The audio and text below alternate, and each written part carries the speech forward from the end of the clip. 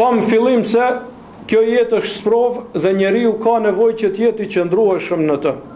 Dhe s'ka dyshim se Allah subhanahu wa taala në këtë jetë do t'i sprovojë besimtarët.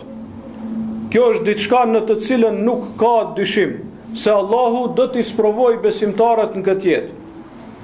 E tash çka ndodh? Sprova ekziston. Mirë po, sprova nuk është thjesht vetëm sprov, po ka një qëllim fisnik. Qëllimi fisnik i sprovës është që të pastrohet i sinqeti prej munafikut, prej dyftyrshit, prej atij që nuk e ka me sinqeritet.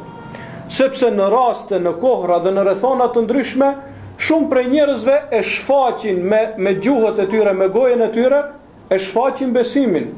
Mirë po për interesa tjera, jo nga në sinqeriteti, jo për hir të Allahut subhanahu wa taala. Andaj kush i pastron këto radhët e munafikëve prej radhëve të besimtarëve?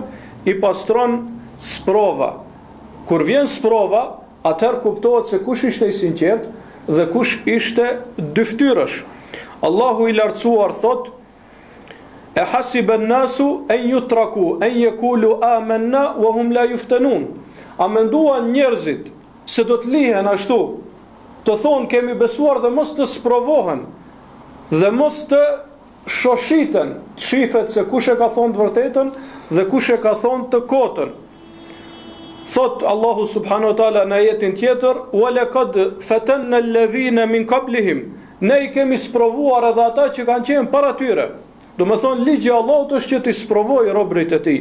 "Fala ya'lamanna Allahu alladhina sadaku wa la ya'lamanna al-kadhibin."